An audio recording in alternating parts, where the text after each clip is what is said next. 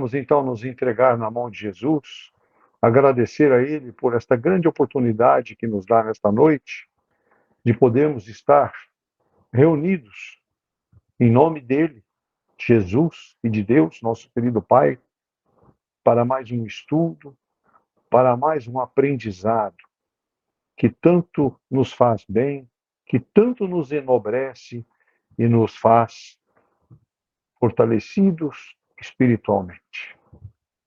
Vamos então nos entregar na mão de Jesus neste momento, orar e meditar com Ele por alguns minutinhos, agradecendo por tudo que tem feito por nós.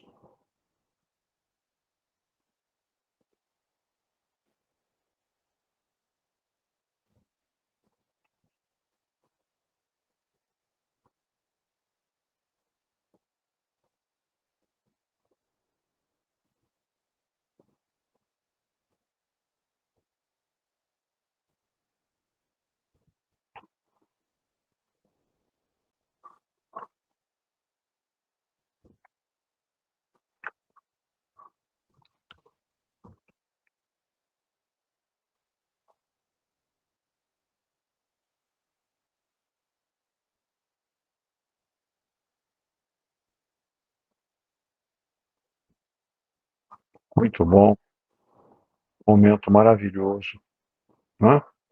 Se nos sentimos até um pouco mais leve, na verdade, com essa nossa entrega na mão de Jesus, aonde momento que nós abrimos os nossos corações para que Ele dirija os nossos caminhos.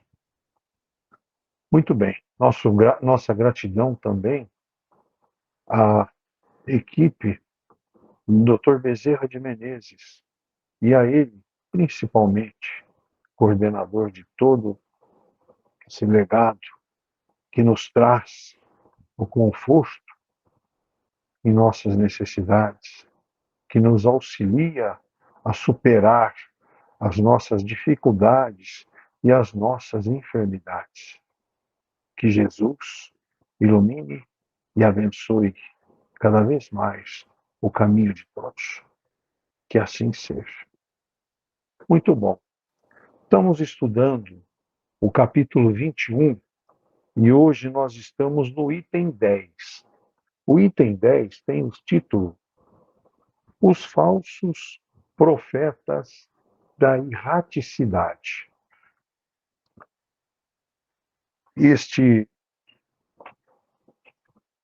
Esta carta, este item 10, quem nos trouxe foi Erasto, discípulo de São Paulo, em 1862. O item 10 começa nos dizendo assim: os falsos profetas não estão somente entre os encarnados, estão também, e em maior número, entre os espíritos orgulhosos que, sob falsa aparência de amor e de caridade, semeiam a desunião e retardam a obra de emancipação da humanidade, lançando de permeio seus sistemas absurdos que fazem os médiuns aceitarem e, para melhor, fascinar aqueles que querem enganar. Para dar mais peso às suas teorias, se ornam sem escrúpulo de nomes que os homens não pronunciam senão com respeito. São eles que semeiam os fermentos de antagonismo entre os grupos que os compelem a se isolarem uns dos outros e a se verem com maus olhos. Só isso bastaria para desmascará-los, porque em agindo assim, eles próprios dão a mais formal desmentido ao que pretendem ser. Cegos, pois, são os homens que se deixam prender em armadilha tão grosseira. Mas há muitos outros meios de reconhecê-los. Os espíritos da ordem a qual dizem pertencer devem ser não apenas muito bons, mas, por outro lado, eminentemente racionais. Pois bem, passai seus sistemas pelo crivo da razão e do bom senso, e vereis o que deles restará. Convinde comigo, pois que todas as vezes que um espírito indique como remédio para os males da humanidade ou como meio de atingir a sua transformação, coisas utópicas e impraticáveis, medidas pueris e ridículas, quando formula um sistema contraditado pelas mais vulgares noções da ciência, esse não pode ser senão um espírito ignorante e mentiroso. De outro lado, crede também que se a verdade não é sempre apreciada pelos indivíduos, ou é sempre pelo bom senso das massas, e está ainda aí a um critério. Se dois princípios se contradizem, tereis a medidas do seu valor intrínseco, procurando aquele que encontra mais eco e simpatia. Seria ilógico, com efeito, admitir que uma doutrina que visse diminuir o número dos seus partidários fosse mais verdadeira que aquela que vê os seus aumentarem. Deus, querendo a verdade, chegue para todos, não a confina em um círculo restrito. Fala surgir em diferentes pontos, a fim de que, por toda parte, a luz esteja ao lado das trevas. Repele impiedosamente todos esses espíritos que se apresentam como conselheiros exclusivos, pregando a divisão e o isolamento. Eles são quase sempre espíritos vaidosos e medíocres, que tendem a se imporem aos homens fracos e crédulos, prodigalizando-lhes louvores exagerados, a fim de os fascinar e tê-los sob a sua denominação. São geralmente espíritos ávidos de poder que, despotas públicos ou privados durante a sua vida, querem ainda vítimas para tiranizar após a sua morte. Em geral, desconfiai de comunicações que trazem um caráter de misticismo e de estranheza, ou que prescrevem cerimônias e atos bizarros. Então, há sempre um motivo legítimo de suspeição. De outro lado, crede bem que quando uma verdade deve ser revelada à humanidade, ela é, por assim dizer, instantaneamente comunicada em todos os grupos sérios que possuem médiuns sérios, e não a estes ou aqueles com exclusão dos outros. Ninguém é médium perfeito. Se está obsediado, e a obsessão manifesta quando um médium não é apto senão para receber as comunicações de um espírito especial, por mais elevado que ele mesmo procure se colocar. Em consequência, todo médium, todo grupo que se crê privilegiados por comunicações que só eles podem receber e que, de outra parte, estão sujeitos a práticas que acentuam a superstição, estão indubitavelmente sob a ação de uma obsessão bem caracterizada, sobretudo quando o espírito dominador se vangloria de um nome de que todos, espíritos e encarnados, devemos honrar e respeitar, e não deixar comprometer a toda hora.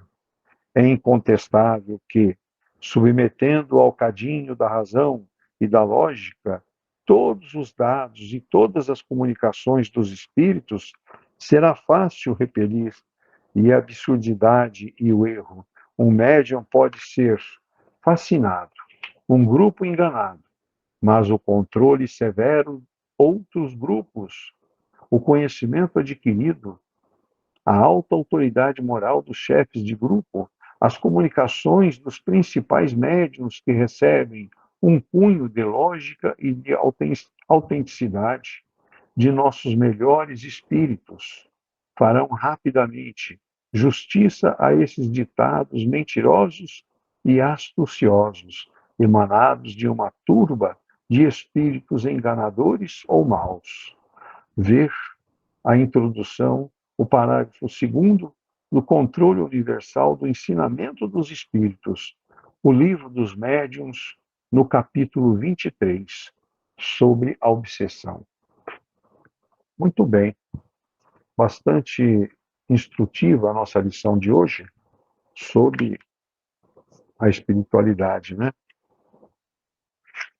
Mas agora passo as palavras para o nosso amigo Davidson. Ótima noite a todos. Davidson, você... Vamos lá ao nosso estudo. O termo erraticidade se refere ao plano espiritual onde vivem as almas dos desencarnados, que já morreram. Vem do latim errante, que significa que anda sem destino, que se engana. Olha bem, hein? Olha, não é por mero acaso que essas palavras existem. A linguística é muito inteligente. Olha o que significa, vem da palavra em latim errante, que significa anda sem destino. Podemos até, entre aspas, aí meio perdido, né? Que se engana, e é enganado.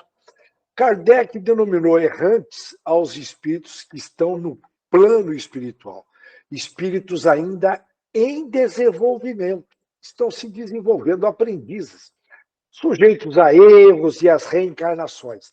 Os perfeccionistas, não tem sentido os perfeccionistas cobrarem acerto em tudo, eu não entendo, considerando tudo isso que nós sabemos. Nós somos aprendizes.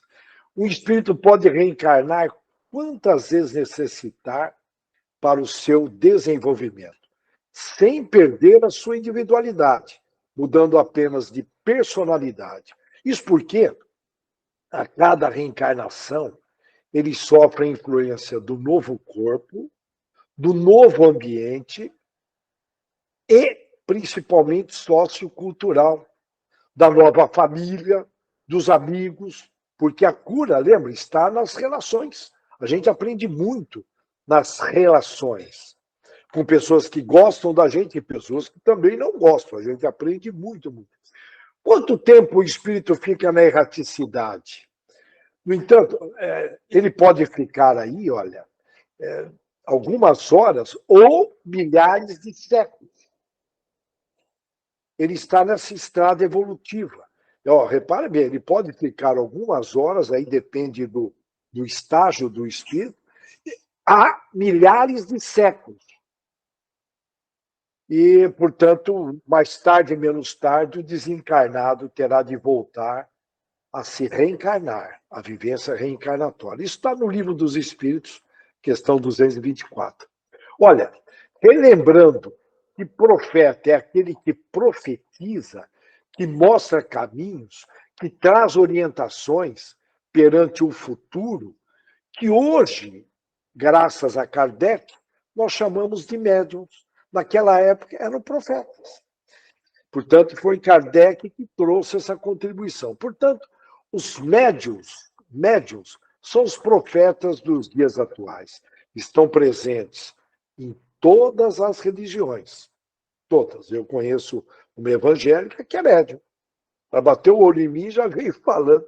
Então, no meio católico, no meio espírita, lógico que o kardecismo e o espiritismo, ele tem como ensinar a lidar com a mediunidade. Já o meio evangélico e católico, pelo menos até eu saiba, não tem cursos que orientam os médiuns, como nós temos, né?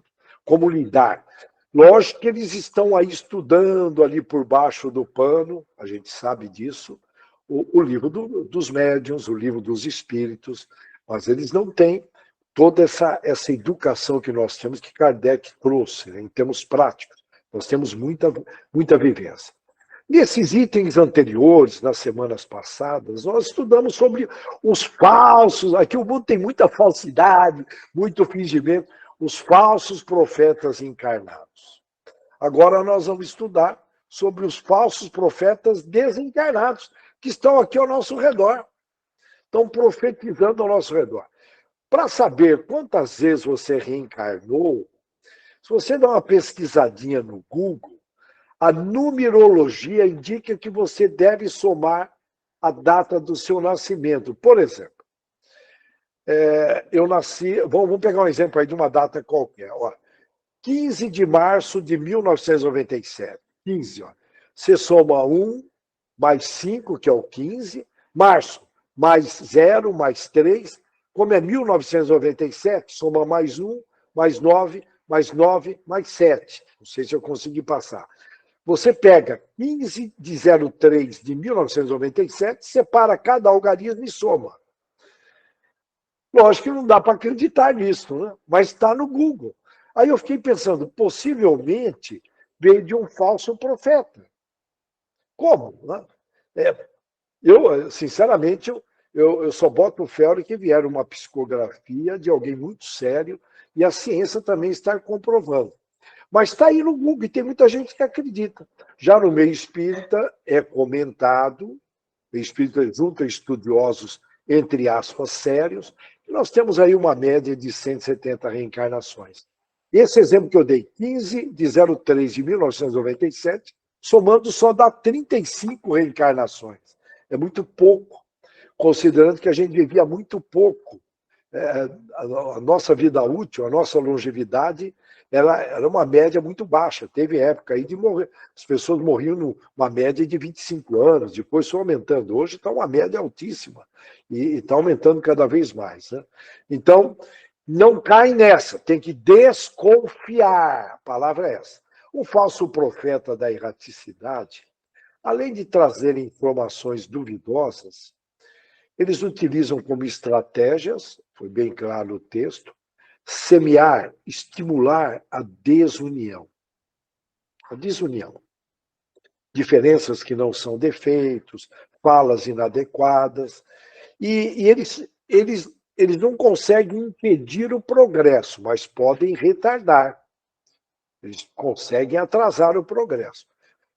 Principalmente fala da obra de emancipação da humanidade. Quando fala emancipar, já passa a ideia que realmente nós somos prisioneiros, no bom sentido. Porque emancipação garante que a pessoa tenha mais autonomia, podendo decidir sobre as suas próprias decisões, suas próprias tomadas de decisões, sem a necessidade, de influência, de autorização, enfim. É isso que é autonomia. O texto está claro. Nós estamos numa prisão. Nós não temos autonomia. Portanto, de alguma forma, nós estamos aí sob influências. Por isso que eu sempre bato na tecla, voltar para o departamento eu, utilizar a noite dormindo para buscar a verdade, porque as faculdades se ampliam quando nós estamos dormindo. A maior parte da população desperdiça noites dormidas. Dorme e vão aí para festa, churrasco, o brasileiro gosta de churrasco, cervejada, aquela coisa. É interessante, é automatizado. Como é que pode? Né? Não só no Brasil, cerveja na Alemanha, Estados Unidos. Como que é padronizado? Não é possível, né? Mas enfim. Aí ele desperdiça a noite, tem que aproveitar a noite para buscar a verdade, porque é um período de muitas inseguranças. Né? E tem gente que toca, como o bisavô tocava. Deixa a vida te levar. Lá, lá, lá, lá, e vai levando a ingenuidade. Os falsos profetas da erraticidade, eles não conseguem paralisar o progresso, mas podem retardar, podem atrasar. Como tem muita gente parada com as suas inteligências. Uma pessoa inteligente fez aí um pau, mas está parada, sem perceber. Nós viemos aqui para evoluir a inteligência. Viemos aqui para sair mais inteligentes. Bom, quando se fala em paralisar, me faz lembrar da Inquisição. A Inquisição foi um movimento político-religioso que, só para relembrar, ocorreu entre o século XII e foi até o XVIII, na Europa e nas Américas. O objetivo era buscar, olha bem, hein? Era buscar o arrependimento daqueles considerados hereges, que era a palavra usada para designar quem que era contra os dogmas religiosos, os princípios religiosos da igreja. O termo é mais comum para quem questionava as crenças cristãs, na época, sendo muito associado à Idade Média na Europa, quando havia forte perseguição a todos que não eram cristãos. E a gente percebe esse movimento retomando nesse período próximo à regeneração. Basta ver o que está acontecendo na Nicarágua, um governo autoritário fechando todas as igrejas. Então, a gente vê, enfim, movimentos na Europa, enfim, contra. Na China eu não preciso falar, porque eles não aceitam mesmo, né? Os cristãos são perseguidos. Mas, enfim, você vê que continua de alguma forma, né? E, portanto, os hereges, esses que eram contrário ao cristianismo, podemos dizer assim, né? Entre aspas, tá? E antes do século XIII, a Igreja Católica, ela punia esses hereges, que eram contrários, com penitências, multas, pegava leve. Perdas das posses, eu falo leve porque perdas das posses, a igreja abocanhava as posses. Estou trazendo fatos, eu vim da Igreja Católica, pode ter católico no meio, é história. Contra a minha vontade, eu tenho que falar isso. Não estou pegando no pé, não é fácil estar numa grande instituição como essa, a pressão é muito grande, nós já falamos várias vezes que o mal busca o poder nas religiões, e ele está presente nas religiões. Vocês vão perceber uma fala de Allan Kardec, que eu defendo muito, no finalzinho desse estudo. Então, qualquer prática que questionasse ou fosse contra a doutrina da igreja era considerada uma heresia. E era uma ditadura, você não tinha opção, não, você tinha que se afinizar, você tinha que aceitar. Ditadura, ditadura. Quantas pessoas a igreja matou na Idade Média? É uma pergunta. Tem um número aí nos estudiosos, mas a gente sempre duvida, mas é uma turma grande. Mas dizem aí que caçou, torturou e matou mais de 50 milhões de pessoas na Idade Média. São números que estão aí na internet, dizem que é um pouco mais, um pouco menos. Eu estou trazendo isso porque o medo retarda, gera paralisia. São números que eu não posso assinar embaixo, mas sei que muita gente morreu e a ciência ficou paralisada. A ciência ficou paralisada durante esse período. E um dos mais temíveis representantes da Inquisição foi o tal de Tomás de Torquemada. Ele aparece no livro dos Dragões. Foi um frade dominicano espanhol. Para saber o que a Espanha fez aqui nas entradas, né? Aqui no Brasil, junto aos índios, junto aos escravos. Mas tem mais essa ainda.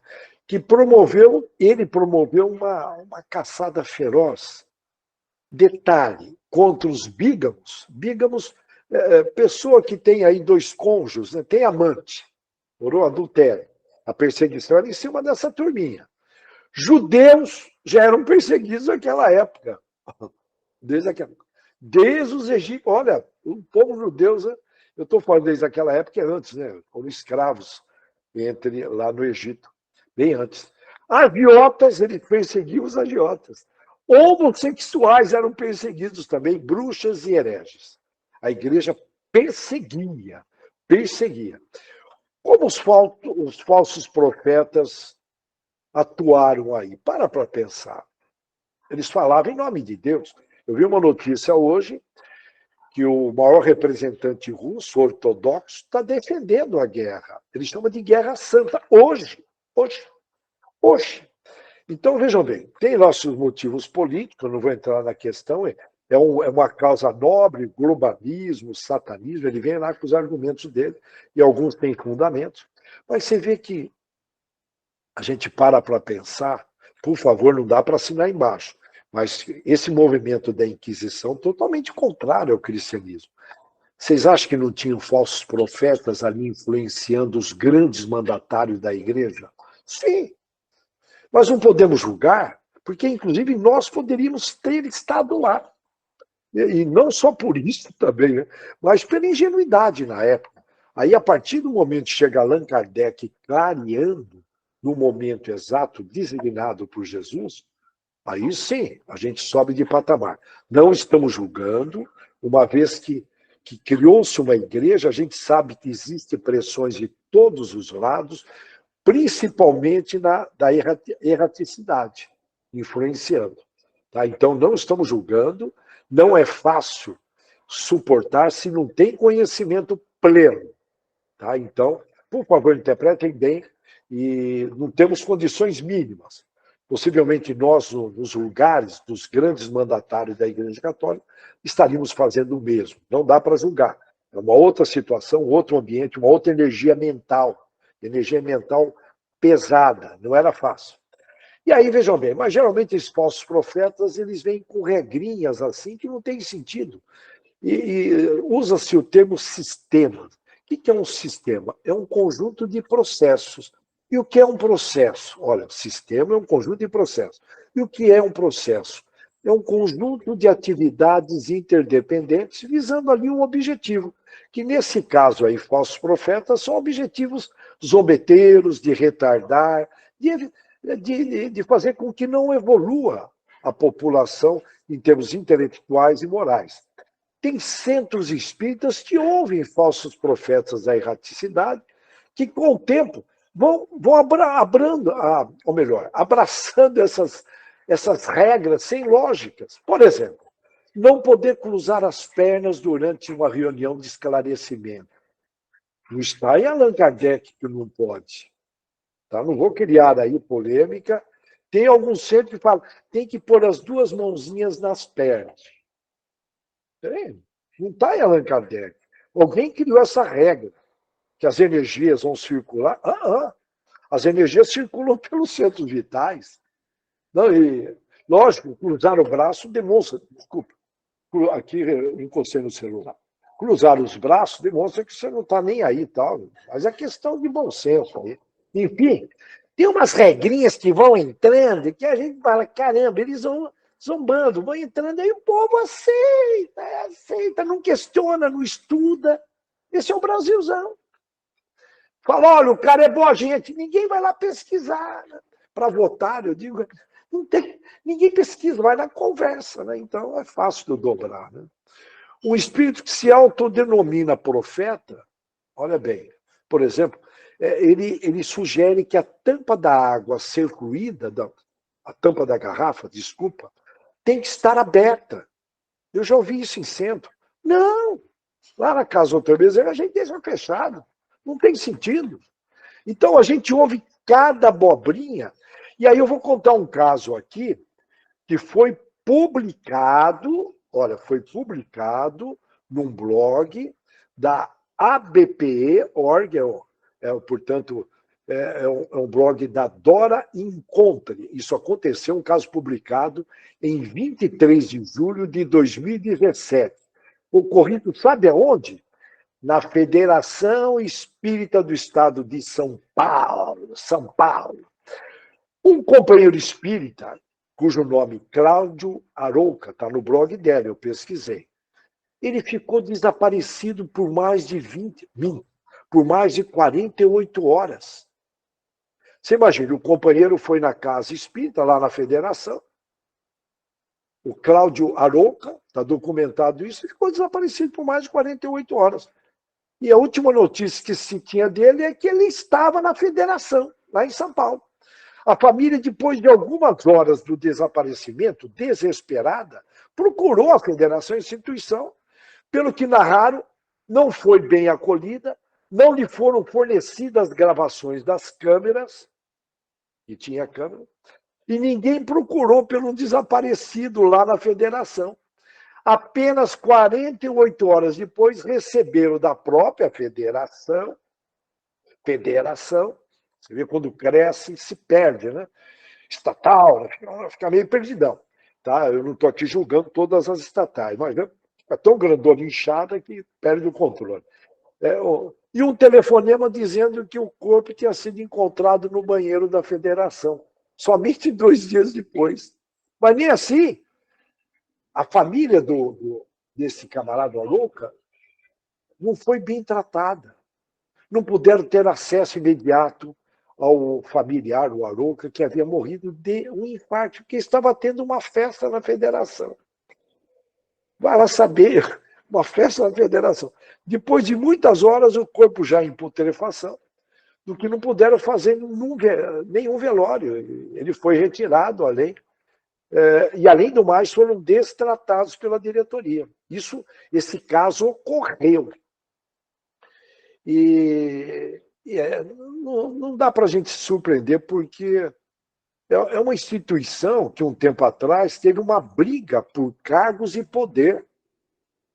E chegaram até a envolver a polícia. A polícia foi lá fazer um boletim de ocorrência. Então, é uma instituição, dá para imaginar, hein? A nível de caráter, acolhimento humano, e o que se revela aí no extremo de uma situação como essa. O problema é que a desumanização de instituições como espíritas e outras tem sido um sintoma muito grave, principalmente aqui no meio espírita. Sem dúvida que esse movimento ele reflete um cenário aí pós-moderno, que vem aí do hipercapitalismo, mas eu não jogaria tudo para o capitalismo, tais são os benefícios que o capitalismo trouxe. Mas o ser humano está cada vez mais perdendo as referências, sabe do quê? De ser humano. E justamente na semana dessa ocorrência, teve uma reportagem no jornal El País, isso em 2017, e que se comenta de pessoas terem sido encontradas mortas 3, 4, 5 anos depois na Espanha, praticamente mumificadas pelo clima seco, e ninguém se deu falta delas. Aquelas cidades pequenininhas europeias que você não escuta barulho nem de mosquito. E os vizinhos não se encontram. Nenhum contato na vizinhança, ninguém sente falta. Aqui no Brasil, um amigo meu, que por sinal é da Polícia Federal, ele estava comentando que ele sempre viu uma vizinha, uma senhora. E ele percebeu que num dia ela não apareceu, ele já tomou uma atitude. Ele tomou uma atitude, conseguiu entrar e percebeu que ela tinha morrido, que o carro não tinha saído. Então aqui, graças a Deus, aqui no Brasil é bem diferente da Europa, imagino eu. A não ser que esteja aí num condomínio, os pessoal muito mais ricos, eles não se conversam muito entre vizinhos. Já mais uma classe menos ricas, ela tem, a vizinhança existe, eles se comunicam. Eu não estou, por favor, generalizando, hein? Mas eu estou voltando aqui, vamos voltar aqui para o meio espírita. É algo assim desumano. Você vê, sem nenhuma presença, sem nenhum cuidado. E aí vem uma colocação de Kardec. Cuidado que a gente tem que tomar. Kardec achava que os melhores centros espíritas, isso está no livro dos médiuns, devem ser centros pequenos, familiares, onde todos se conhecem e se gostam. Pensam de forma afinada, estejam em sintonia afetiva e espiritual. Ora, no Brasil há centros que viraram igrejas, frequentados por multidões impessoais.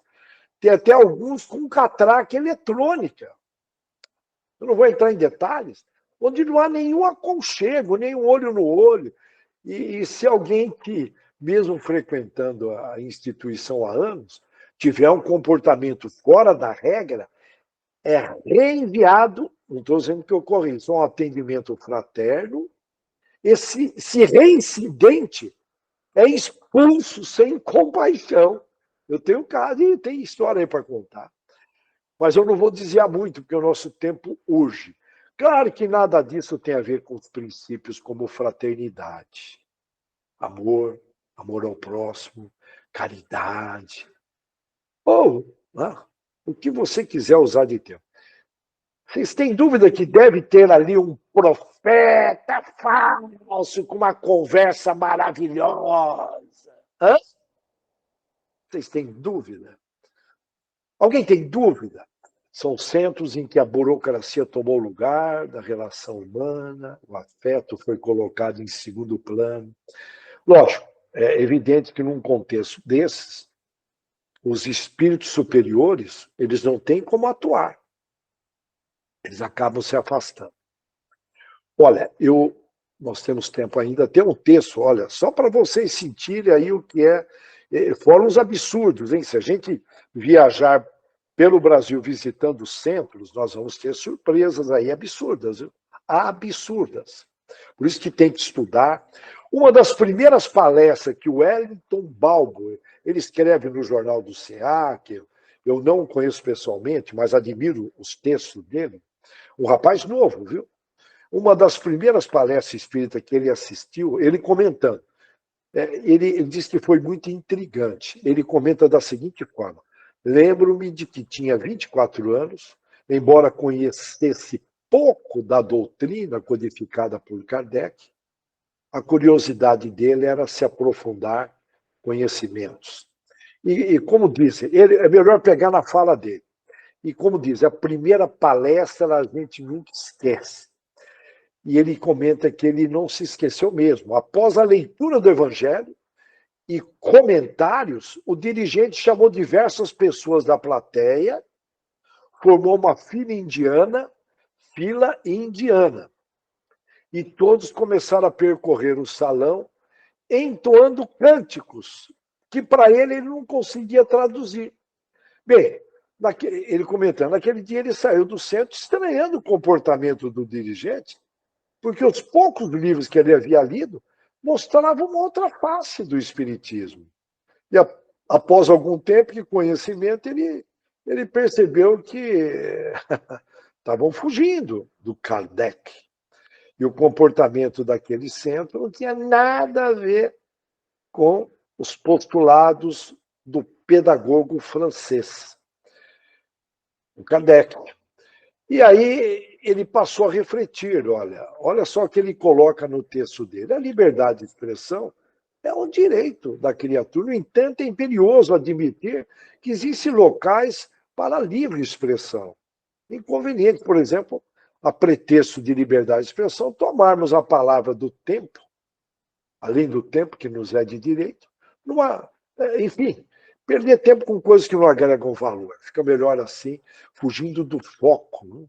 E ele percebeu que percebe reuniões que acabam desvirtuando o objetivo da reunião. Graças a Deus, a casa Dr. Bezerra é uma casa pequena, simples, e que reúne esses pré-requisitos que Kardec fala. Né? Agora, o uso de energia para afastar obsessores, guardem bem, lembra que Jesus curava e dizia, não peques mais, irmão, não peques mais, senão vai voltar. E muita gente voltou a pecar e voltou a ter um problema de saúde e tal. Então, é nessa linha que Jesus falou. O uso de energia para afastar obsessores, que é uma prática aí de algumas religiões, sem a necessária transformação moral, a reforma íntima da pessoa que é vítima do obsessor, não vai trazer resultado. É importante, traz resultado temporário. É indispensável, bem temporário. É indispensável a libertação real dos envolvidos nesse drama de obsessão. Não é verdade? Pois o simples afastamento de entidades não resolve a obsessão.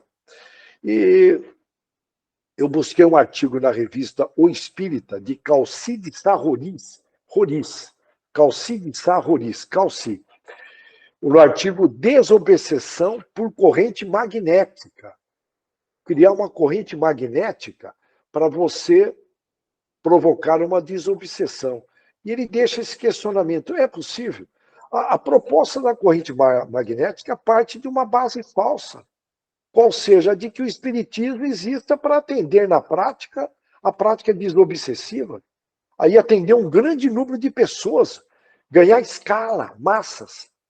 E de repente deve ter alguém falando, vamos eliminar os obsessores da nossa cidade. Não é assim. O camarada aprontou na vida anterior, em outras vidas. Ele faz parte.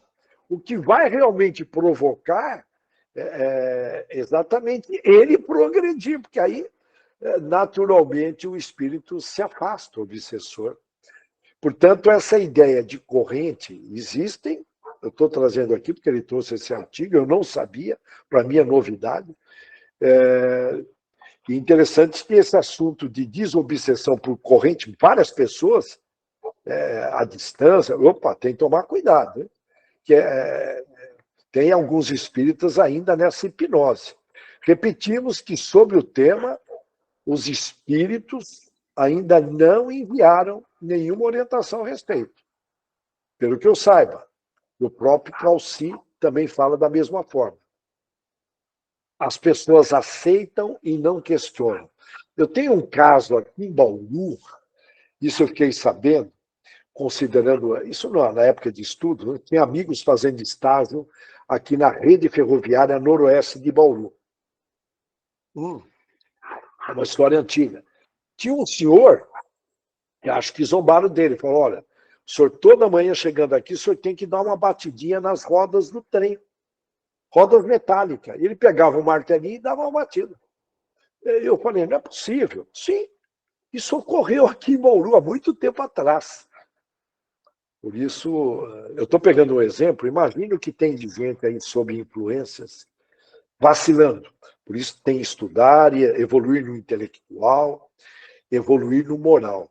Mesmo os mais estudados também correm o risco de cair. Não é porque o camarada tem lá 40 anos de espiritismo que ele não está sujeito. É incrível. Quando eu percebo esses velhos espíritas, sobe na cabeça deles. Eu não sei se excesso de experiência faz o camarada se acomodar. Não é assim aqui, não é fácil, né? Não é fácil. Bom, mas geralmente o falso profeta da erraticidade, ele traz uma fala enobrecedora e no final deixa um tempero para gerar discórdia ou envaidecer alguém. Esse alguém, né, vamos supor um elogio, ele se sente superior e aí começa devagarinho, ele vai conquistando autoridade e de repente vai mexendo com a vaidade, logicamente, orgulho e egoísmo. Então, orgulho, todos nós temos um pouquinho. O espírito superior, todos nós temos um pouquinho e um pocão, tá? De vaidade, orgulho e egoísmo. O espírito superior não faz isso porque ele conhece todos que estão ali. Ele sabe que o risco da vaidade prevalecer é grande. Só vamos relembrar o que é vaidade. É a valorização que se atribui à sua própria aparência ou quaisquer outras qualidades físicas ou intelectuais, fundamentadas, olha bem, no desejo de que tais qualidades sejam reconhecidas ou admiradas pelos outros. É quando você quer ser valorizado pelos outros. Percebeu? Então, todos nós temos um pouquinho, a gente quer ser valorizado, quer ter valor. Não perante a Deus, perante a sociedade, perante o vizinho. O que será que eles vão pensar ao meu respeito? Essa necessidade de ostentar, de se exibir. Então, a espírito. E Deus, logicamente, permite, porque é educativo. A pessoa ela vai, devagarinho, ela vai caindo em si, né? Vai caindo em si. E a vaidade pode se referir a um senso mais amplo de egoísmo e orgulho. Em outras palavras, é uma avaliação exagerada de si mesmo.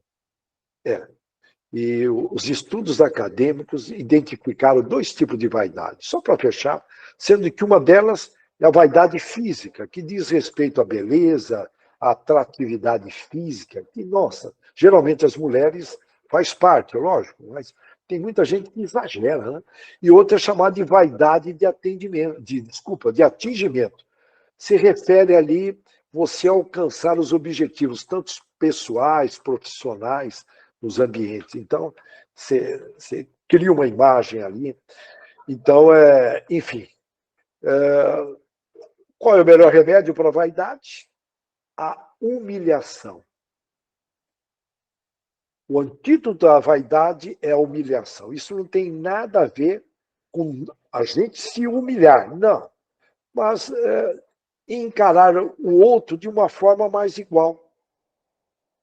Tem um amigo meu que dizia, tem uma fase na vida que a gente acha que nós somos menores do que todos. Não é legal isso também, é um extremo.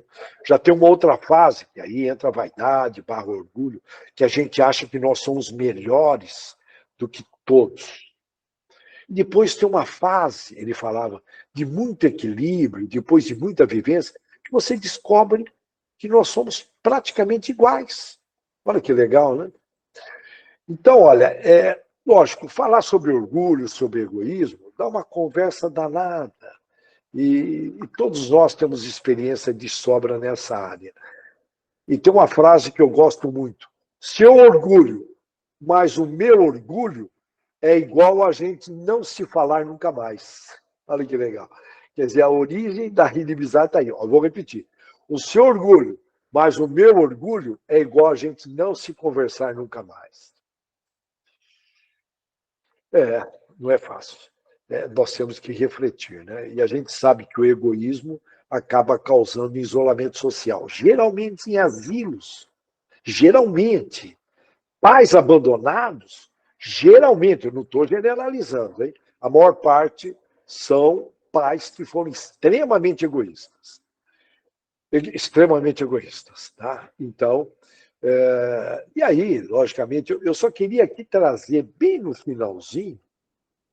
finalzinho, a gente sabe aí tudo que está acontecendo, né?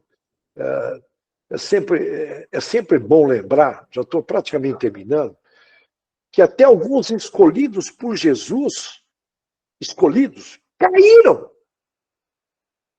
Olha aí a importância, hein? Nós temos que ter noção. Não, eu estou bem preparado. Esquece, irmão, esquece. Cai na real. Cai na real. Se até os escolhidos de Jesus caíram, irmão, o risco existe. Então, olha, tomar cuidado, eu vou repetir isso, o passe é paliativo, ele alivia. Tem gente que assiste uma palestra, toma um passe e acha que está resolvido. Está sendo aliviado. Eu volto a enfatizar. O passe é paliativo, ele dá uma aliviada em sintomas físicos, psicológicos, enfim. Nós temos de aprender a reforma íntima, aprender a pensar no bem, sentir no bem, falar no bem e agir no bem. E devagarinho, estudando o evangelho, a gente está aprendendo a teoria, mas tem que praticar. Porque se não ocorrer mudança, não há progresso. Não há. Ok? Olha, e aí é sempre bom lembrar que nenhum servo pode servir a dois senhores. Se você está servindo a um falso profeta, você está escolhendo. Jesus é o Senhor único, representante de Deus. Então, é importante discernir que o falso profeta é um ignorante. Ele é ignorante. Sabe por quê? Ele não conhece as leis de Deus, ele está brincando com as leis de Deus, o falso profeta. A gente tem que orar por ele. É um irmãozinho. Certeza que ele não tem noção nenhuma da ação e reação. Tudo que eu faço para o próximo, ele não tem. E muitas vezes ele é manipulado, é que nem aqueles aviãozinhos lá do Morro Carioca. O menino não tem saída, né? Tem lá 8 anos, ó, você não levar a droga, irmão, nós vamos acabar com a tua família. E aí são os aviãozinhos da erraticidade, uma boa parte deles. E aí Kardec, só para fechar, fechando mesmo, ele estudava de tudo. Ele estudava os gregos antigos, as diferentes religiões da época, e atrás de todo tipo de manifestação mediúnica, o que ele recebia de manifestações mediúnicas que não tinha nada a ver, o cara estudioso, esforçado, eu falo cara com o maior respeito, hein, meu mestre. Se vivo hoje, indubitavelmente, ele estaria frequentando e buscando compreender todos os fenômenos espirituais, assim como colhendo conhecimento dos espíritos em todas as religiões, sem preconceito. Filosofias espiritualistas, como Umbanda, Teosofia. Kardec, ele não era conservador, não tinha amarras. Para ele interessava buscar mais saber.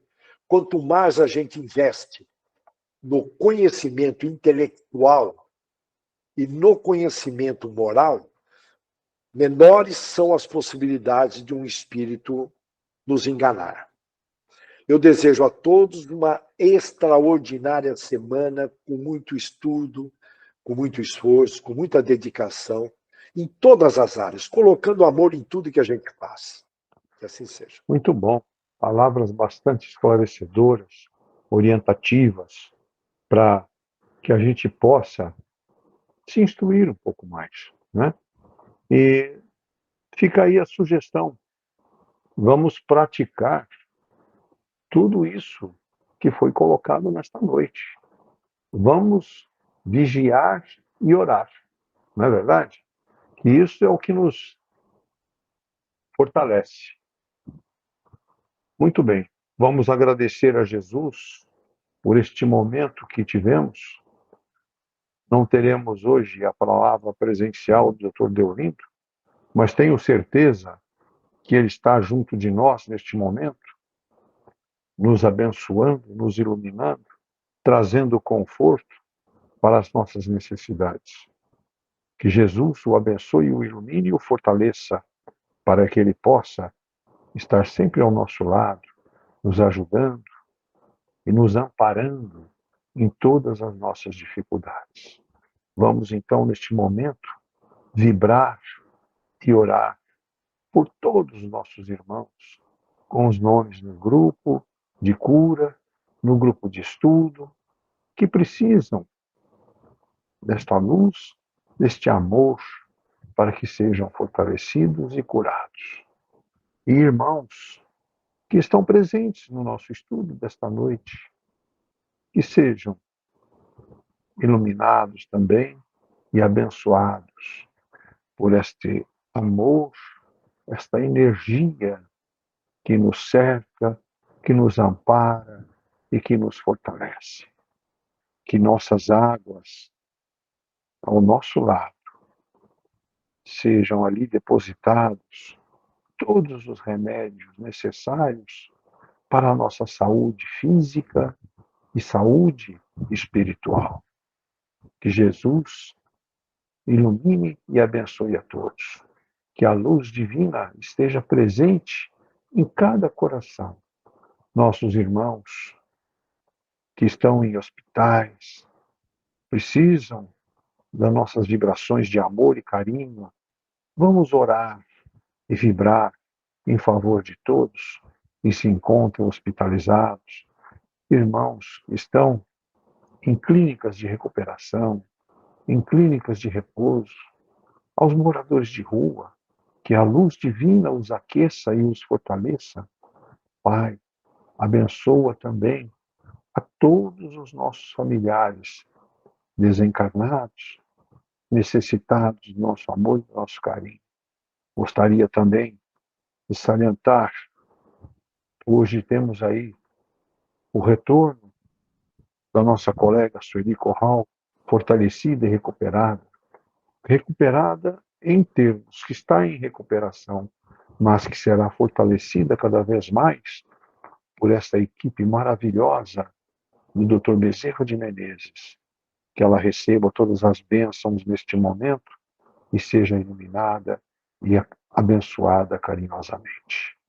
Que Jesus abençoe, ilumine a todos. Que esta paz envolva os nossos lares. Que nós possamos trazer esta energia tão fortalecida que está junto de nós neste momento. E em agradecimento a este momento maravilhoso que tivemos nesta noite. Vamos então dirigir a prece de Cáritas ao nosso querido Pai e ao nosso querido Mestre Jesus, agradecendo por tudo que eles possam ter feito por nós nesta noite, que essa luz esteja em nossos corações, abençoando, iluminando cada um de nós. Então, prece de Cáritas. Deus, nosso Pai, que sois todo poder e bondade, dai força àqueles que passam pela provação, dai luz àqueles que procuram a verdade, e ponde no coração do homem a compaixão e a caridade. Deus, dai ao viajante a estrela guia, ao aflito a consolação, ao doente o repouso. Pai, dai ao culpado o arrependimento, ao espírito a verdade, A criança o guia, ao órfão o pai. Que a vossa bondade se estenda sobre tudo que criaste. Piedade, Senhor, para aqueles que não vos conhecem, e esperança para aqueles que sofrem. Que a vossa bondade permita aos espíritos consoladores derramarem por toda a parte a paz, a esperança e a fé.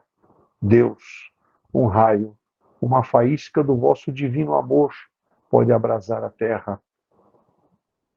Deixa-nos beber na fonte dessa bondade fecunda e infinita, e todas as lágrimas secarão, todas as dores acalmar-se-ão. Um só coração, um só pensamento subirá até vós, como um grito de reconhecimento e de amor. Como Moisés sobre a montanha, nós vos esperamos com os braços abertos. Ó bondade, ó poder, ó beleza, ó perfeição. Queremos de alguma sorte merecer a vossa misericórdia. Deus, dai-nos a força no progresso de subir até vós. Dai-nos a caridade pura, dai-nos a fé e a razão. Dai-nos a simplicidade que fará de nossas almas o espelho onde refletirá um dia a vossa santíssima imagem. Que assim seja. Que Jesus abençoe a todos nós. Que assim seja.